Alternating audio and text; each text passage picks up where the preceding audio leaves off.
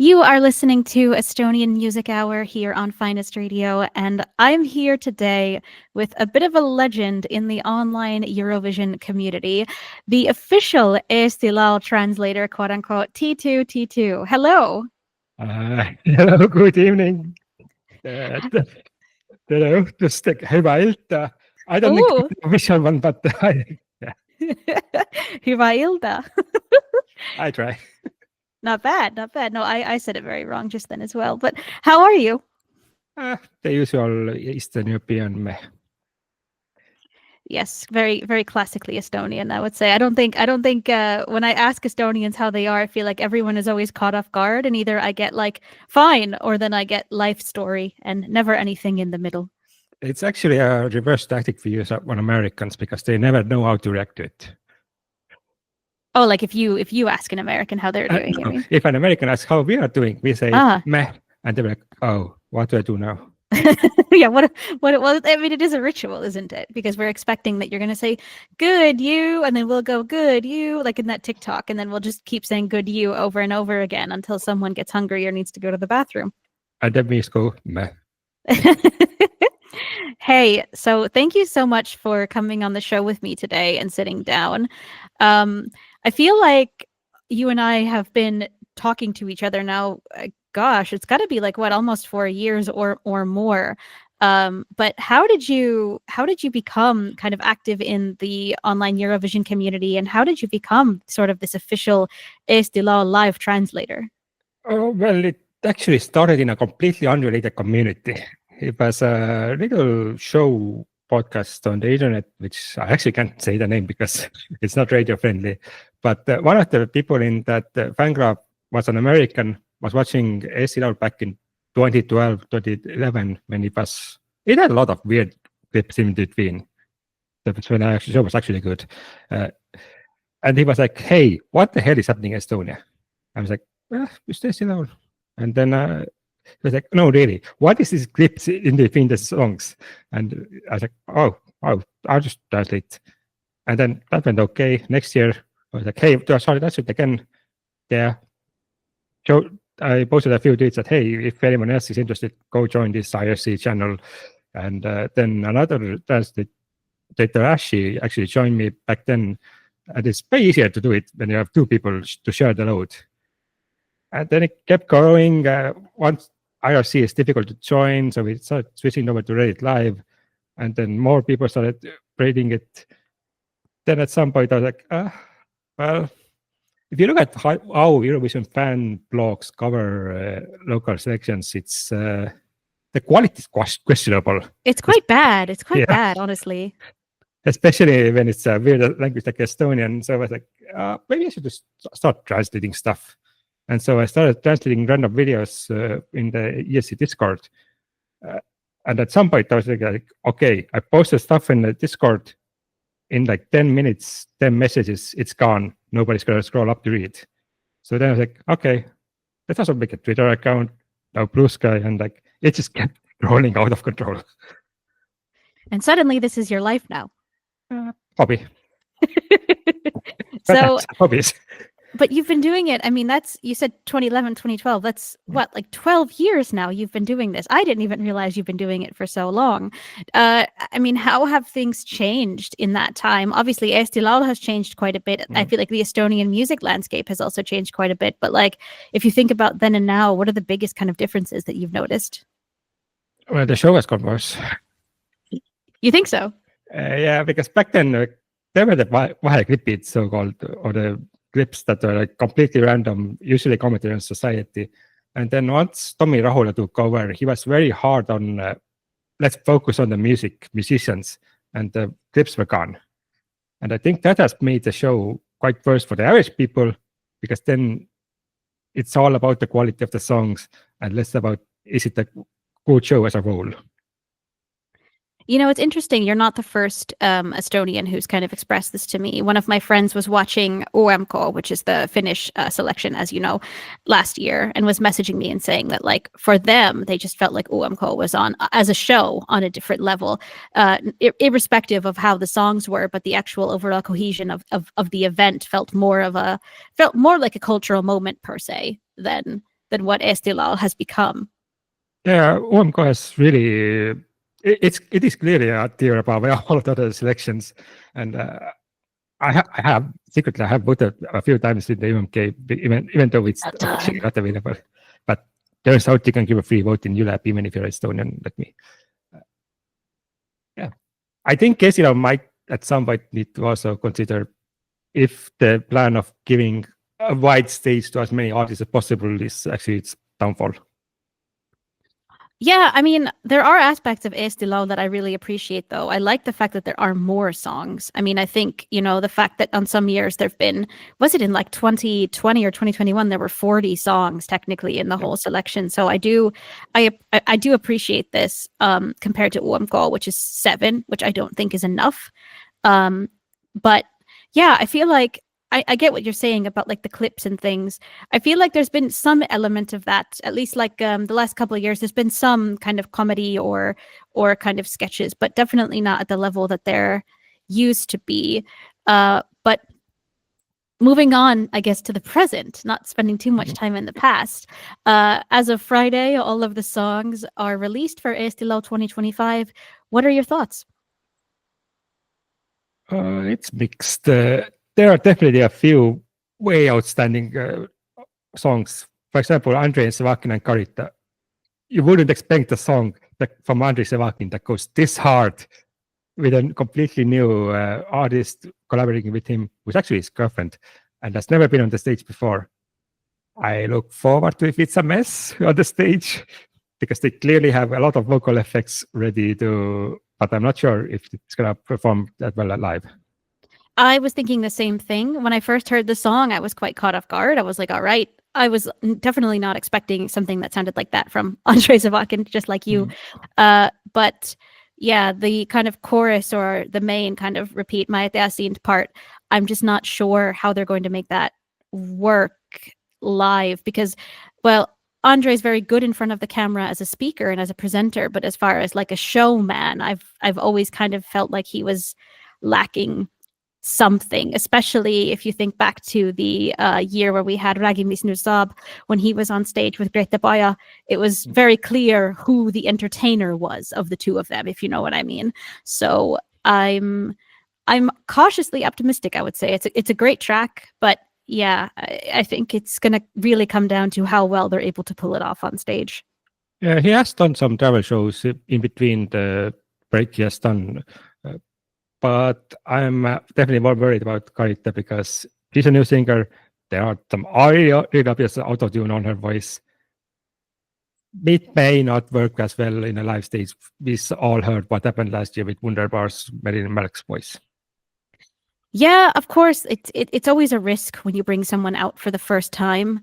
That said, it's only one song, and when it's only one song, it's much easier to train and to practice. I would be surprised if she wasn't already, doing some kind of I wouldn't say hard training, but some kind of regular daily training to get over any kind of stage fright or any kind of live vocal issues that she may have. Like I said, it is only one song and we still have 2 months. Yep. What else? What else is on your mind about this new selection? What are your favorites? Next one, it's your boy Pepperoni and Anne. Yes! This is why I invited you on the show. Only people with my bias is allowed. Yeah, it's very well done EM song. I am a little bit afraid that it doesn't have that one hook that might grab people. And also when we think about how Eesti Laul audience votes, which is full of my moms, it will probably end up like FOMO last year. Yeah, I'm a bit nervous about how well it's going to do in the voting as well, but I feel like even biases aside, if I rank the songs as songs and try to ignore who made them, that is for me objectively the most well done song of the year, Kulm.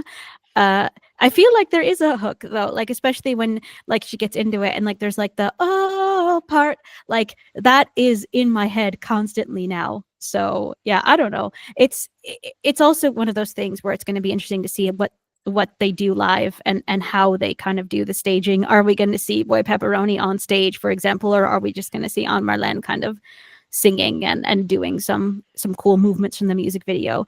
But yeah, I love it. I'm obsessed. Yeah, I don't think Boy Pepperoni is gonna appear on the stage, but it I don't know. It unfortunately won't do well, but it will be definitely played a lot on radio. I sure hope so. And I said a couple times on the show as well, after they announced that she'd be in the contest, that I really wanted something from her that sounded like it would have been like a B-side from the album they released in the spring. And I was kind of a little bit afraid that they would change the sound somehow. But I should have never doubted them. It sounds like exactly something that could have been from the album. So yeah, I don't know. I'm just happy it's there, and happy I'm gonna get to see it live. So what do you think about Rapina Jack and Kaisa Ling? It's so it's well made. It ain't for me, but I can understand that there are a lot of people, especially even in Eurofans. I checked the rankings, the latest rankings, and it's actually right in the middle for people. I think a lot of people, myself included, appreciate just like a nice folk song. And I said in my initial reactions on TikTok that I feel like Eesti Laul always has like that one folk song, and I'm happy it's this. I think this is really nice. It's well done, and I think it's going to be fun live as well. Actually, one more thing I note that I did check up on the YouTube trending page, and it is right now 6th on inside Estonia, and there's only 2 other songs from Eesti Laul in that list right now. What are the songs in the list, and where are they? Well, number 1 and number 3 is Tommy Cash, and number 5 is Ant Nurhan. So Ant Nurhan is my personal pick for who I think is going to win, as you and I have discussed at length, and as I've been saying for like a month now without even hearing the songs. And even after hearing the songs, I'm still going for an Ant upset victory, I think, over Tommy Cash. What do you think? Is it an upset if it's my mom vote? Ant has a natural advantage. He is a cute, exotic boy in Estonia. When a contest that is selected on by the wine moms, they are gonna so eat him up. I mean, as a wine mom myself, yes, absolutely. I mean, my first thought when I was watching Eesti Laul start on Friday, when he came on, I was like, oh my God, he is adorable. Like, how can I not vote for this man?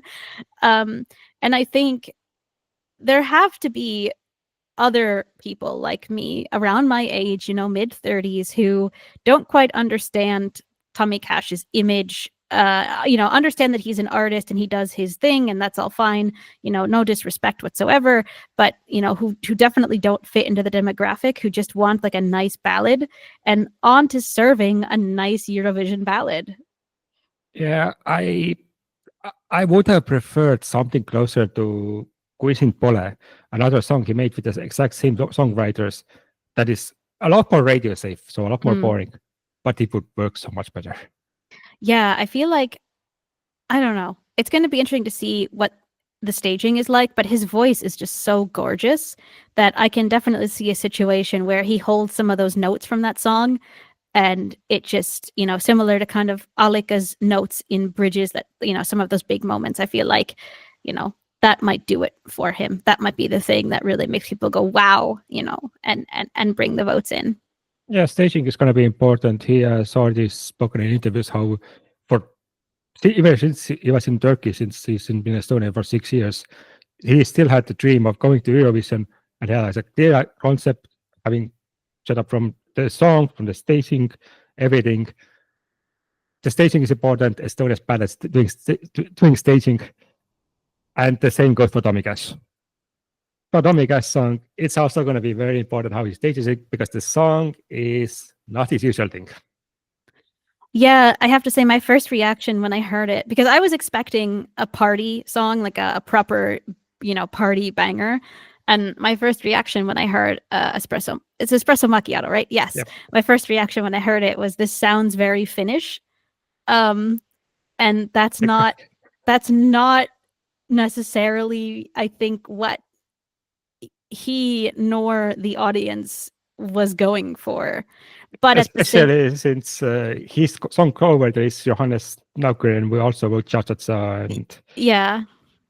Yeah, so I've talked to a few of my friends in the music industry in Estonia the past few days since the songs came out, and people seem quite divided. Some people think that Tommy Cash in that sense is still a sure winner and that the song is great. Some people say the song is not very good, but he might still win based on kind of the younger vote alone. But I feel like this sort of certainty and excitement that Viis Miinust and Puulup had is missing, I would say, domestically. But again, I'm in Helsinki, you're in Estonia, so tell me, am I reading the room correctly here? yeah, Tommy Cash's issue is gonna be that he skipped being famous in Estonia phase. Yeah. While Viis Miinust and Puulup are very popular in Estonia, he was like strictly, let's go internationally famous. That's gonna be great for the Eurovision. But in Estonia, in Eesti Laul, where the youth vote isn't as important, and the song is kind of aggressively mid, or like a books without pink sauce. It's please do better. Yeah, I feel like it's going to be interesting to see how much the endorsements from Joost Klein matter here, because I know that, for example, Europapa was a major hit in Estonia basically all summer. You know, it was on the Spotify charts the whole time. I would say it was more popular in Estonia than it was in Finland even. So I think it's going to be interesting to see how engaged kind of the younger fans are and how eager they are to vote for Tommy Cash, irrespective of the fact if they like the song or it's because Joost endorsed him and he's part of that clique, if you will. Or if they have the disposable income for whatever the price of vote will be. Yeah.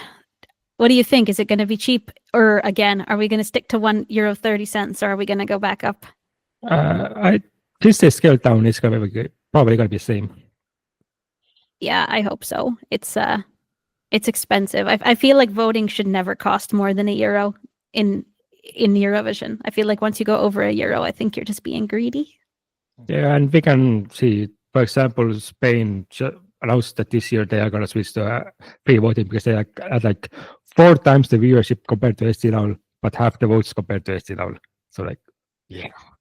Yeah, and I mean, you want people to be engaged. That's the thing. I mean, yes, you obviously want to make money, which is very important for ERR, but you also want people to be engaged with the thing and to really feel like they've had a connection with it, even if the votes are totally fake and this is all predetermined, which I'm not saying it is. Like, you want people to feel like they had a say. And when you set the price of votes to be as expensive as they've been, I feel like you just kind of leave people out in a way. It's bad marketing. Yeah, and even OMK, a perfect example of you have one free app vote and you can also add telephone votes if you have extra money for it. Yeah, if the app works. If the app works. Yeah. I was lucky. I already paid my account ages ago. So yeah, I was sitting in the middle of Nokia Arena last year trying to get the app to work so I could vote for free, and I couldn't get the app to work, so then I tried to vote by text. That also didn't work, so I'm not actually sure if any of my votes mattered last year, but I guess in the end it didn't matter because I was voting for Windows 95 Man and New Blue. So so I also want to talk a little bit about Elisa because she is back. Yes, the queen of pop music. Yes. Is this time back with ballad? What do you think? Because I actually said on my show back in November when the artists were announced that I have felt with every song she's entered in Eesti Laul and even the song she hasn't, that I see an artist who still doesn't really know who their artist persona is. And I see an artist who really wants to be successful, really wants to go to Eurovision, but is still maybe missing the who and the why to all of that. And I feel like that lack of who and why has made it difficult for her to build the cult following that, for example, at the point where Stefan had entered the contest a billion times, people were like, yes, it's his turn to go. Whereas with Elisa, I feel like the reaction was like, oh, Elisa's back. Okay. Yeah, she definitely said the same thing during the Eesti Laul start show interview, that she keeps developing every year her style. But I don't think that is her issue. The issue is that why moms don't like girly pops.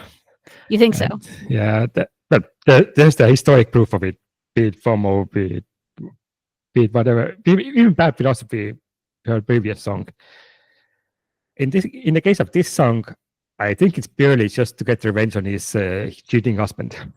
Yes. So I don't really follow the Estonian tabloids that much. I try to keep my sanity, but I did remember something about, was it the Susanne Hunt or whatever lady also involved in this scandal somehow? I'm too male to know about that part. Not a gender thing. Somewhat. But yeah, there were a lot of reports in the orange, yellow papers that he might have cheated on her. And hence the song title, She Was the Last to Know, because she heard it through the media. That's terrible, though. No one deserves that.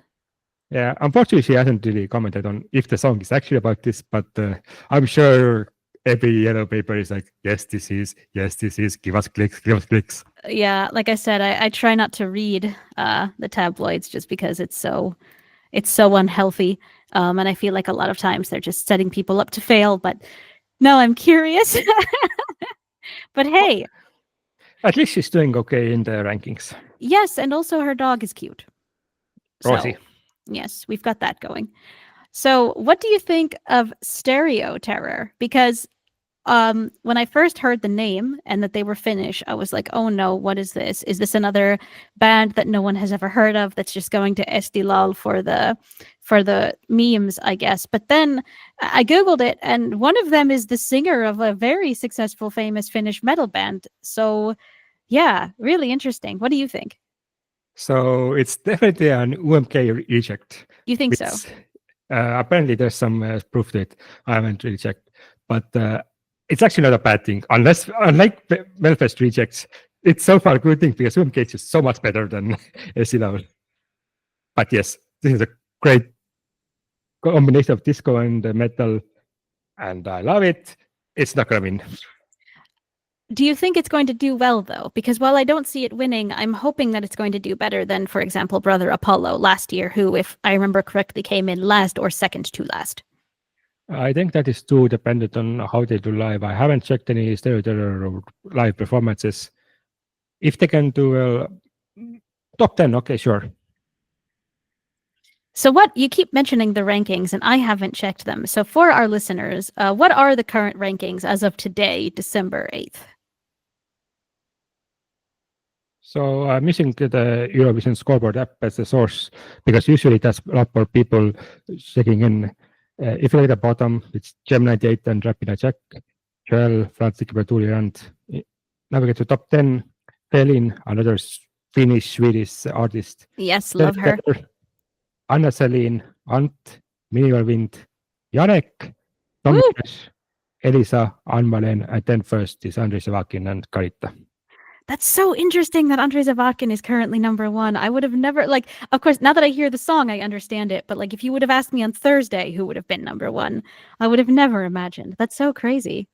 Nobody expected this song. Is basically the point, and it's unique enough that it probably will do also well on Eurovision, unless there's suddenly a ton of songs like this, which I really doubt. So you mentioned Minimal Wind there is also quite high in the rankings. Yes. They're back again for the second time. What do you think of the Armageddon? I think Minimal Wind, you do you. You're doing great. Keep doing it. Actually, this is an interesting question. How would a song like this do at Eurovision? Because there hasn't been any song like this, as far as I know.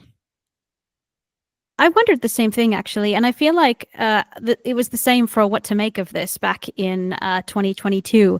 You know, their sound is so kind of distinct and so them. I would love to see them win just for the uniqueness of it all. Yeah, and unique is what gets votes, because you're not sharing votes with any other song that is in the same genre. It's actually it's a really good song. Keep doing it, and I really wish that this era actually did some work into making Eesti Laul shove people into Europe and seeing if they can sink or swim, and then just once that's in, would be real good publicity in Europe wide. You mentioned there's no other songs like it, but well, there aren't. But if you think about Yannick and Ant, do you think that they're going to be competing for votes? Because Yannick also has like a very powerful male ballad song. Yeah, Yannick is definitely. I actually wrote down before this interview that Ant has a song that Yannick does better. Ah, Yeah, that is the category, and yeah, I think Yannick will just get eaten up by Ant having the natural advantage. yeah. I feel like Ant maybe has more of the fan base and kind of the fame. Actually, one thing we haven't mentioned: Ant won this year's Eesti Superstar show or the Superstar show. He's coming. He has the Alika chart plotted out.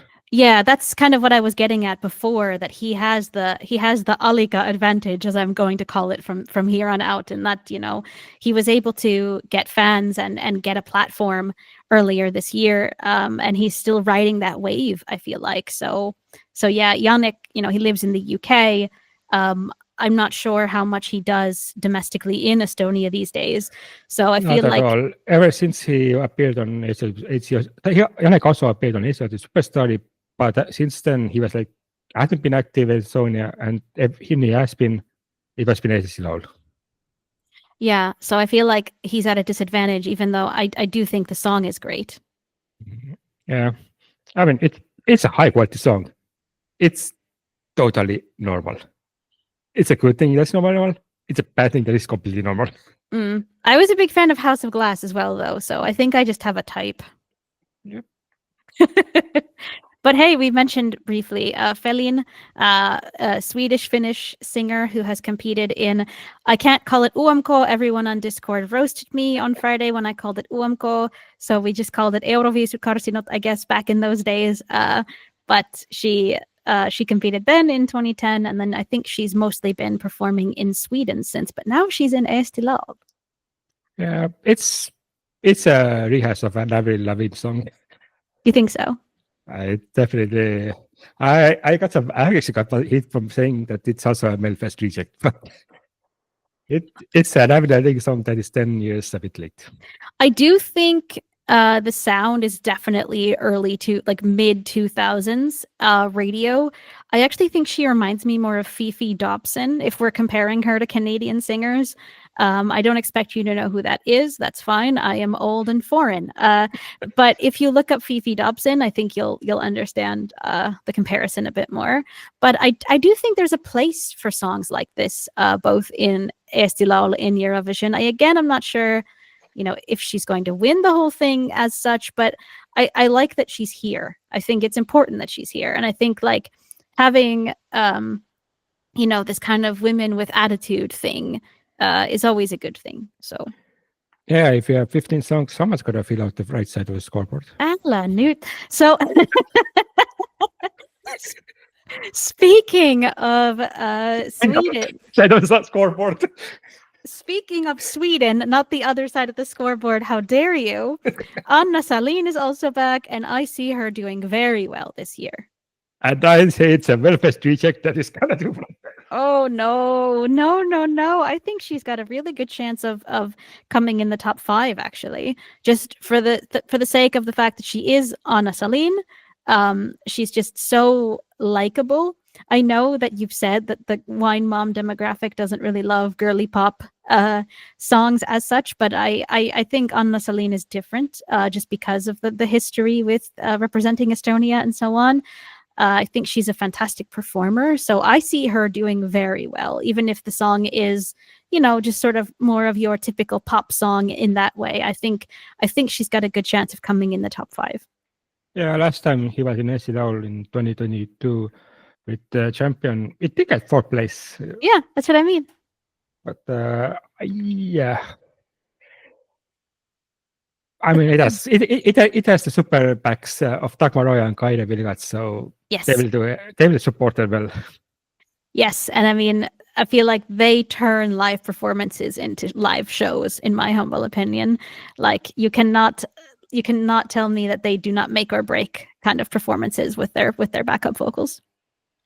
Yeah, though I would love another Suured banger. So I want to talk about maybe the most unique song of this year, which is Gen 98. What do you think? Thanks, I hate it. You don't like it? Yeah, every year there's at least one song that is very unique, and sometimes you get Winnie Pooh, sometimes you get this. Unfortunately, it's not in a good way. So for me, I actually like that it's there. It's definitely not something I would listen to on, a regular basis. But for the sake of musical diversity, I really think it's important that we have kind of these rockier songs in Eesti Laul. And I actually really liked him in the interview in Start. He seemed very charming. Yeah, he said, I mean, he was a literature teacher during most of the day. But I don't know how lyrics about don't know, I just don't know, I just don't know, don't know. I don't think that's lyrical genius. I mean, it's easy to easy to sing along to, at least, which is important. Yeah. Especially if you think about kind of getting the live crowd involved. If I think about kind of the most fun live performances of the past couple of years, in the times that I've been attending Eesti Laul, I think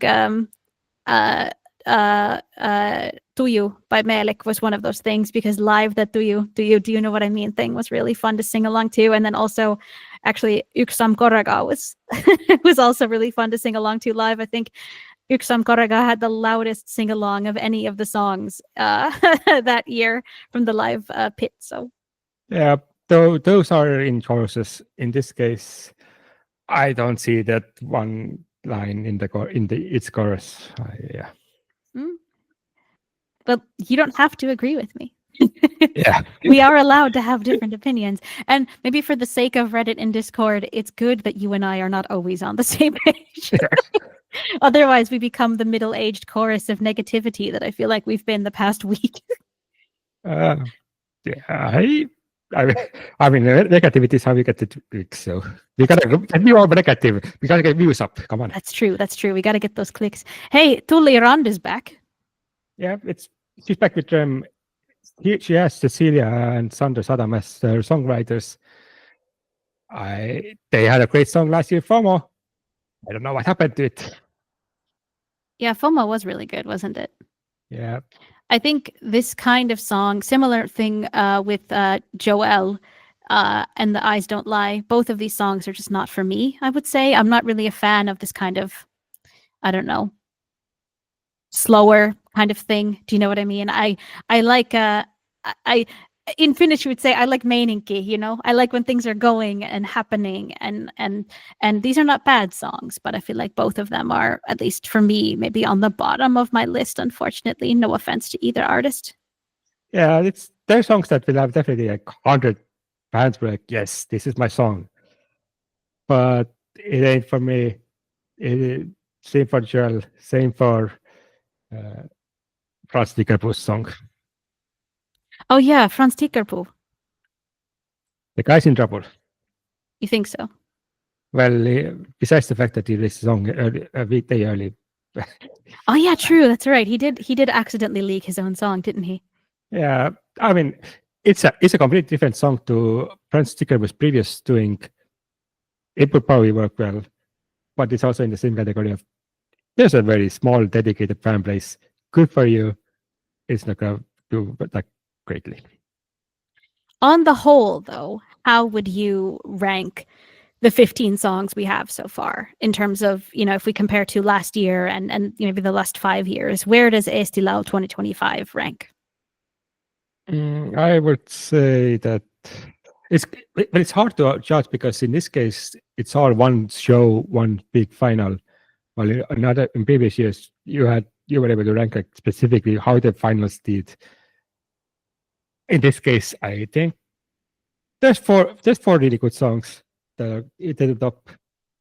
But then otherwise, it's a very mid. For me, I think it's actually a pretty good year. But again, I'm a fan of a lot of these artists. So of course I'm very biased. You know, I knew going into this I'd probably like Minimal Wind. I'd surely like On Marlene. I'd probably have a soft spot for Anna Celine. So for me, I think it's just you know, like I said, very biased. But I think there are also songs that maybe just get kind of lost in, I don't know, lost in the fray for me. Like I said, Joel, Tolerant, even Elise's song as well, are just sort of not really speaking to me. But I wouldn't say they're bad songs. You know, just because something doesn't speak to me doesn't mean it's bad. I think everyone did a really good job, and it's going to be really dependent on how things are done live. I do think it's a bit of a shame personally that they've gotten rid of the semifinal. Okay, I am happy that I don't need to do a weekend trip to Tartu in the middle of January because that was a bit rough last year. But you know, I do miss the vibe of the semifinal and you know, kind of having that primer of what things are going to look like. And I also think having the semifinal is maybe a bit more fair to the artists in the sense that they get a chance to try the thing in front of a live audience, see what works, see what doesn't work, and then iterate on that. But who knows? And instead, you will have to listen to Estonian radio stations all throughout Christmas because Eesti Laul will have a 16th finalist, which decided by radio vote. Yes. What do you think? Do you have any kind of guesses or hints about what that 16th artist could possibly be? Well, it's going to be where people vote. But no, but like, you know, do you have any intuition? Do you have any predictions?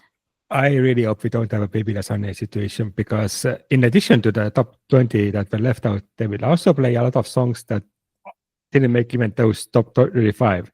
And this will be in the week of 16th to 19th of December. And if there's some really good song there, it's going to be a mess.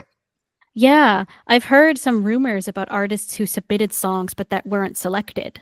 So I can't say anything now, but if any of that is true, then I feel like with name alone, there's going to be a lot of maybe not quite a Baby Lasagna situation, but definitely a, hey, wait a minute, why wasn't so-and-so picked situation. So I feel like everything is still very up in the air with this wild card. Yeah, but let's say Eesti Laul preacher, it does have an issue that there is like 30% of radio people will, you know how the radio people pick songs, they will pick safe, that offends nobody. And that has also been a little bit of an issue in Eesti Laul selection. So I do look forward to if they messed up. Yeah, I mean, it's going to be exciting. The 16th is only, what, like a week away, so. Yeah. But what do you think about this format of doing it this way and having this kind of weird radio selection system? Does it make sense? Does it add value to you as an Estonian, or do you just find this like an unnecessary step? I think most Estonians won't care because that's a lot of songs to listen to. But I do think that it's healthier to add more various people. And also, I believe, considering the limitations of what there has for radio voting, it will probably be free. And that means that it will get more various opinions, not just wine moms. As a wine mom, I feel attacked, but that's okay. It's okay. You're going to sip wine and get to it. Yes, as soon as I'm done here, I'll just go open my next bottle of Kins Morale and I'll be fine. But hey, what does the spring look like for you? Obviously, you're going to be live translating on Discord the night of Eesti Laul, but do you have any other kind of big Eesti Laul or Eurovision related plans or things coming up? I don't know. I should expect to postitada Twitteris, but now it's dead, so probably on Blue Sky instead. Yeah, Twitter is maybe not the place we want to go right now. Although I've understood a lot of people still are using it somehow, even though every time I open it, it's just spam. So I don't really know what's happening there. I guess because I never used Twitter all that much to begin with, so it's not sure what to show me. So it just shows me like crypto ads, which, yeah. Yeah, algorithm-based lists are always a mistake. I only use following, and I haven't fixed this issue. Also, when I look at the statistics for the two accounts that are on posting Eesti Laul related updates, Twitter is a lot more active right now. Maybe eventually Blue Sky will take over. Yeah, I need to get active on Blue Sky so I can help with that. I was thinking about live tweeting on Friday, but I had no idea where to even go. There's Threads, there's Blue Sky, there's Twitter still. Like I don't know. Then I ended up just staying on Discord and not posting anything anywhere. But hey, T2T2, it's been so great to sit down with you and chat with you. Is there anything else you want to say to the listeners of my show and then anyone who might be listening to this on Reddit or Discord? Post more memes. Memes are important. Yes, I agree. Memes are very important. All right. Thank you so much. Have a great day.